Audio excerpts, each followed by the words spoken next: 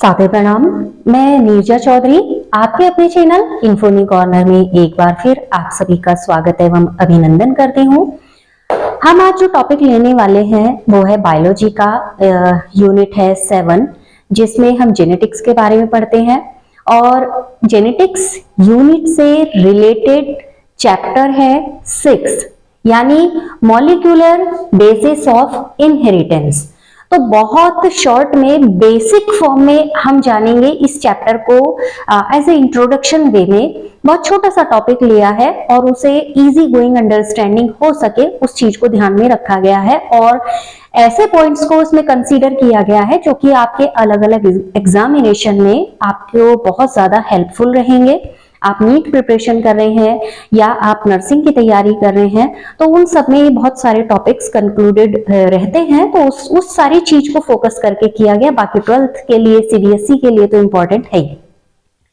Chapter शुरू करते हैं। इससे पहले ही खत्म किया था जेनेटिक्स को। जेनेटिक्स में हमने पढ़ा था कि फादर ऑफ जेनेटिक्स मेंडल हैं। मेंडल ने जेनेटिक्स से रिलेटेड अपने 3 जो अलग अलग लॉज हैं वो दिए और उसके बाद उन्होंने बताया कि जो इवोल्यूशन का जो इनहेरिटेंस की जो प्रोसेस होती है या हेरिडिटरी जो होती है वो one generation to other generation जाती है और उसके लिए उन्होंने रिस्पॉन्सिबल माना था फैक्टर्स को, क्योंकि तब तक हमने पढ़ा कि जीन वर्ड ड्राइव नहीं हुआ था। तो उन्होंने जिन एलिमेंट्स को या जिन कंटेंट को उन्होंने कहा कि ये क्या करता है नेक्स्ट जेनरेशन में कैरेक्टर्स को पहुंचाने का काम करता है, तो उन्होंने उसको नाम दिया था फैक्टर। तो फर्स्ट पॉइंट हमारा जो है nature of factor was not clear.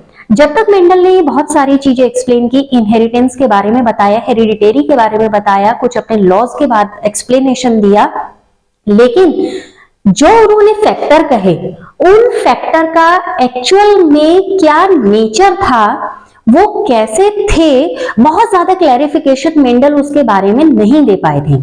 तो ये यहाँ पर एक चीज रह जाती थी। फिर उसके बाद ये चीजें साइंटिस्ट के दिमाग में आई कि ऐसा क्या था कि जो जेनरेशन टू जेनरेशन कैरेक्टर्स को पहुंचाने का काम कर रहा है। तो उसमें क्या था, 2 टाइप्स ऑफ न्यूक्लिक एसिड। हम जानते हैं 2 तरीके के न्यूक्लिक एसिड होते हैं, एक होता है डीएनए और एक होता है आरएनए। और जितने भी हमारे लिविंग सिस्टम होता है उस लिविंग सिस्टम में as a genetic material DNA और आरएनए को जाना जाता है। लेकिन अगर आपसे क्वेश्चन किया जाएगा जेनेटिक मटेरियल किसको कहा जाता है, उसमें ऑप्शन आपका डीएनए होगा। तो DNA known as a genetic material. Clear हो गया। हम जेनेटिक मटेरियल डीएनए को ही कहते हैं क्योंकि आरएनए केवल कुछ वायरस में एज अ जेनेटिक मटेरियल होता है, बाकी आरएनए के काम अलग अलग होते हैं, मतलब दूसरे तरीके से काम करता है। आरएनए वहां पर रहता है, सिर्फ वायरस में एक जेनेटिक मटेरियल के तरीके से होता है, बाकी जितनी भी अदर सेल्स होती है, लिविंग सेल्स हैं, उन सब में वो किस तरीके से काम करता है, वो एक तरीके से अलग अलग फंक्शनिंग लेता है। यानी कि मोस्ट फंक्शन उसके क्या होते हैं, वो मैसेंजर की तरीके से काम करता है, वो अडेप्टर की तरीके से काम करता है, वो स्ट्रक्चरल काम करता है और कभी कभी एक कैटालिटिक मॉलिक्यूल के तरीके से काम करता है, यानी कि उत्प्रेरक अणु के तरीके से वहां पर काम करता है। बट जेनेटिक मटेरियल की जब बात आएगी तो स्पेशली जितना लिविंग सिस्टम होता है उसमें डीएनए ही क्या होता है, जेनेटिक मटेरियल होता है। आरएनए एक्सेप्शनल है, सिर्फ कुछ वायरस में RNA as a genetic material हम पढ़ते हैं। अब देखिए डीएनए और आरएनए जो है, डीएनए के बारे में बहुत शॉर्ट डिस्क्रिप्शन लेते हैं कि डीएनए क्या होता है। फुल फॉर्म हम जानते ही हैं, डीऑक्सी राइबोज न्यूक्लिक एसिड, और आरएनए होता है राइबोज न्यूक्लिक एसिड। अब डीएनए होता क्या है, यही पूछा था कंपटीशन में। एक कंपटीशन में क्वेश्चन था व्हाट इज डीएनए। वहां पर आप जनरल क्वेश्चंस के आंसर जानते हैं, डीएनए इज जेनेटिक मटेरियल। लेकिन चैप्टर जैसे हमने कहा कि मॉलिक्यूलर बेसिस ऑफ इनहेरिटेंस है, on the basis of molecule हम इनहेरिटेंस को पढ़ने वाले हैं।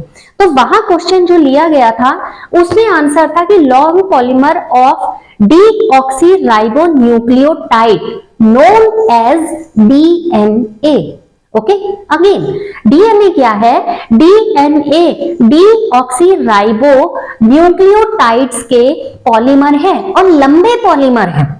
पॉलीमर मतलब बहुलक। तो ये क्या होते हैं, लंबे पॉलीमर होते हैं। अब डीएनए क्या होता है, स्ट्रक्चर हमने देखा है बहुत सारे। अब तो हमारे पास इतना ज्यादा सोशल मीडिया है, हम उस स्ट्रीम के हैं या नहीं है, लेकिन हमें उसके बारे में बहुत सारी डिटेल्स पता चल जाती हैं।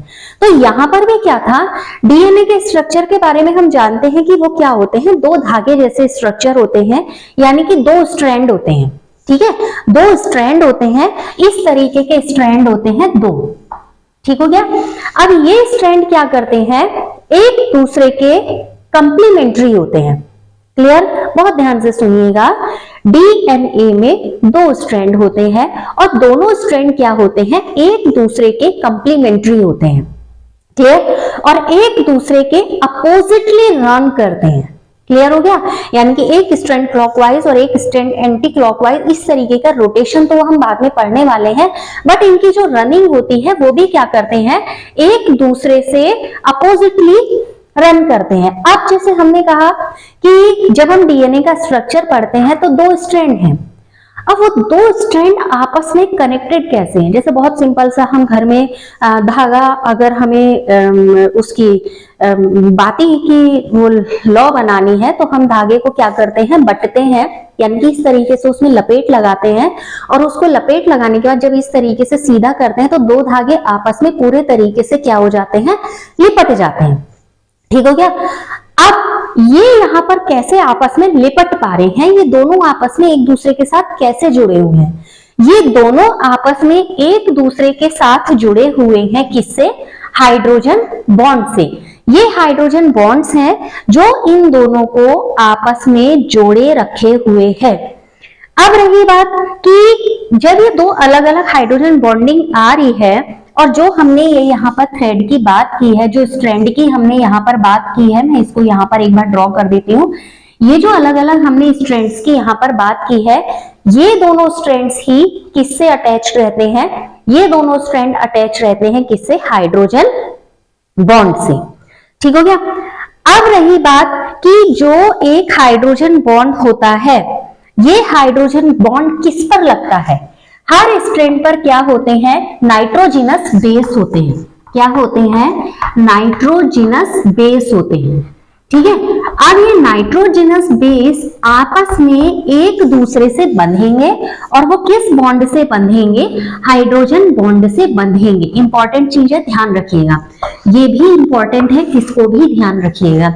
तो हाइड्रोजन बॉन्ड से ये आपस में एक दूसरे से कनेक्टेड होंगे, यानी कि जो नाइट्रोजन बेस है वो आपस में वो बॉन्ड फील करेंगे।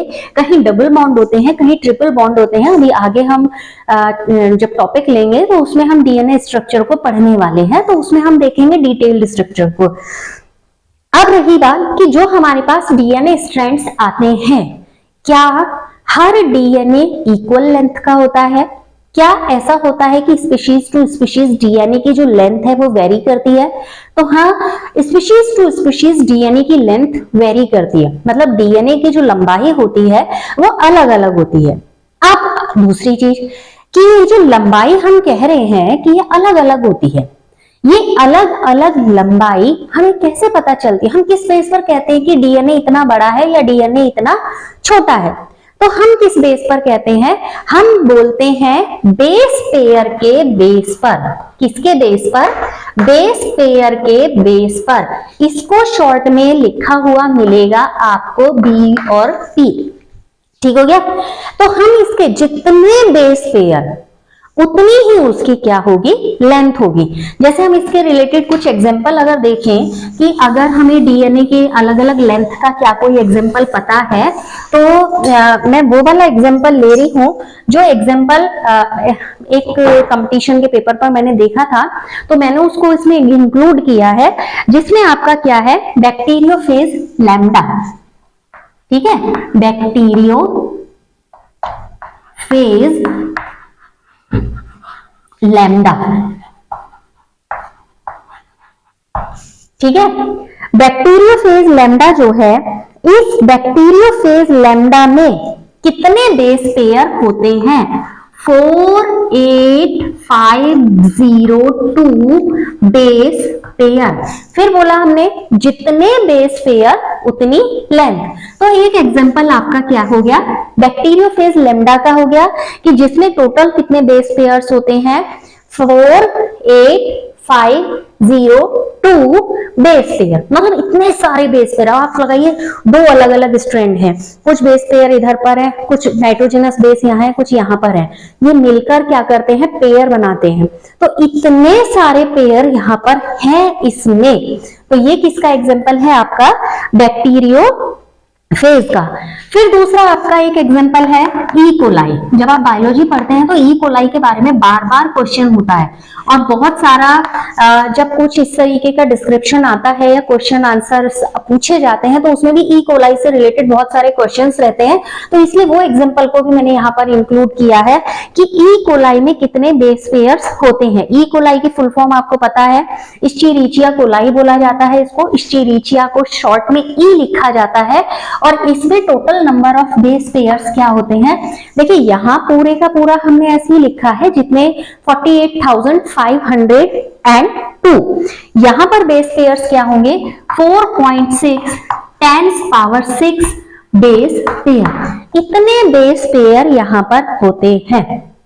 ठीक है, अब हम पढ़ते हैं अपने बारे में। हमें ये भी तो पता होना चाहिए कि हम तो बेस पेयर पता चला, हमने ई कोलाई का भी पढ़ लिया, यहाँ पर हमने बैक्टीरियोफेज का भी पढ़ लिया और मुझसे पूछा गया या आपसे पूछ लिया गया कि बताइए ह्यूमन में कितने बेस पेयर्स होते हैं, जो डीएनए है उसकी लेंथ कितनी होती है। तो हम ये नहीं कहते लेंथ इतनी होती है, इतने मीटर होता है, हम ये नहीं कहते। हम कहते हैं अगर सपोज एक क्वेश्चन किया गया कि ई कोलाई डीएनए लेंथ कितनी है, तो हमारा आंसर यही होगा 4.6 10⁻⁶ base pair, that is the length of E coli DNA. Okay, यहां पर अब बात आती है कि हम ह्यूमन की बात कर रहे हैं कि जो हम हैं हमारा डीएनए कितना बड़ा होता है। तो हमारा डीएनए कितना बड़ा होता है, हमारे डीएनए में होते हैं 3.3, लिख देती हूं मैं 3.3 10⁻⁹ बेस पेयर।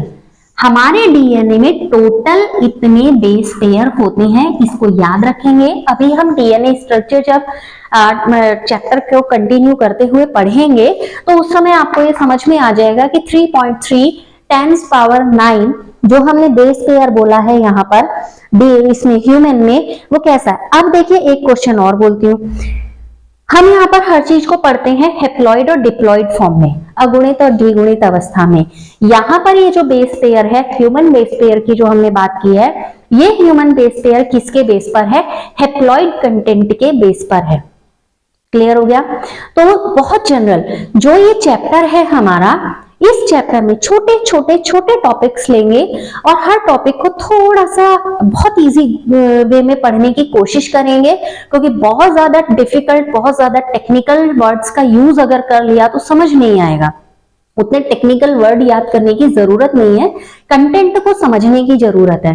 तो मॉलिक्यूलर बेसिस ऑफ इनहेरिटेंस समझ में आया कि इनहेरिटेंस जो होता है किसके बेस पर हमें पढ़ना है, इस चैप्टर में मॉलिक्यूलर बेस पर पढ़ना है।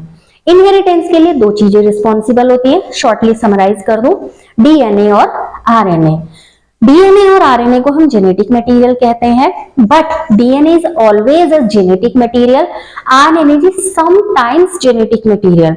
मतलब कुछ वायरस हैं जिनमें आरएनए जेनेटिक मटेरियल के रूप में मिलता है, बट अदर फंक्शंस बहुत सारे हैं इसके, जैसे मैसेंजर का काम करता है। अगर आपको ध्यान में आ रहा होगा, आपने राइबोसोमल आरएनए, मैसेंजर आरएनए, इस टाइप के टाइप्स भी आपने पढ़े हैं। तो वहां पर क्या होता है, इसका काम होता है मैसेजिंग करना या मैसेंजर के तरीके से काम करना, अडेप्टर के तरीके से काम करना, स्ट्रक्चरल के तरीके से काम करना और कभी कभी कैटालिटिक मॉलिक्यूल के तरीके से काम करना। मींस जो प्रोसेस वहां पर हो रही है उस प्रोसेस को एक कंट्रोलिंग वे में भी वहां पर इसको यूज किया जाता है। ठीक हो गया। अब डीएनए क्या होता है, डीएनए हमने पढ़ा कि क्या होता है, डीऑक्सी राइबोन्यूक्लियोटाइड होते हैं, इसके कुछ पॉलीमर्स हैं, कुछ बहुलक हैं। ठीक है। डीएनए अलग अलग लेंथ में के होते हैं और उसकी लेंथ के लिए हम कैसे डिटेक्शन करते हैं, या मुझे उसकी लेंथ बतानी है तो मैं कैसे बताऊं, मुझे कपड़े की लेंथ बतानी है तो मैंने तो कह दिया कि हाँ ये 5 मीटर है, ये 4 मीटर है, या मैंने दुपट्टा बता दिया, मैंने कहा 2.5 मीटर का दुपट्टा है, तो हम क्या करते हैं कपड़े की लेंथ को मीटर में बता देते हैं। अब रही बात हर चीज के लंबाई या किसी भी चीज के मेजरमेंट की एक यूनिट होती है, तो वो जो यूनिट यहाँ पर है वो यूनिट हम क्या कहते हैं, हम बेस पेयर के बेस पर डीएनए की लेंथ को बताते हैं। अलग अलग एग्जांपल थे, बैक्टीरियोफेज लैम्डा का एग्जांपल लिया, 48502 बेस पेयर्स होते हैं। ई कोलाई का लिया, ध्यान रखेंगे आप, ई कोलाई का लिया 4.6 10 पावर 6 बेस पेयर्स होते हैं। ह्यूमन का लिया 3.3 10 पावर 9 बेस पेयर्स होते हैं। हेप्लॉइड कंटेंट से में है ये, तो इसलिए इस चीज को ध्यान में रखेंगे, कंटेंट को कंटिन्यू करेंगे और जिसमें हम पढ़ेंगे कि डीएनए का स्ट्रक्चर कैसा होता है, डीएनए में किस तरीके से न्यूक्लियोटाइड्स आपस में बाइंड अप रहते हैं, और बहुत सिंपल तरीके से पढ़ने वाले हैं हम, बहुत बुकिश लैंग्वेज नहीं पढ़ने वाले हैं, और बहुत सिंपली इजी गोइंग डीएनए यानी कि मॉलिक्यूलर बेसिस ऑफ इनहेरिटेंस को समझेंगे। तो फिलहाल आज का कंटेंट इतना ही, basic of DNA, introduction of chapter, और how we can measure the length of DNA, what is the unit of DNA, मतलब किस तरीके से हम उसकी लेंथ को बताएंगे, तो वो यूनिट क्या है, ये सारा आज हमने पढ़ा। Next topic structure of DNA continue करेंगे। आप लगातार इन्फोनी कॉर्नर के साथ बने रहें और इस परिवार का हिस्सा बने रहें। इन्हीं सभी अपेक्षाओं के साथ एक बार फिर आप सभी का बहुत बहुत धन्यवाद।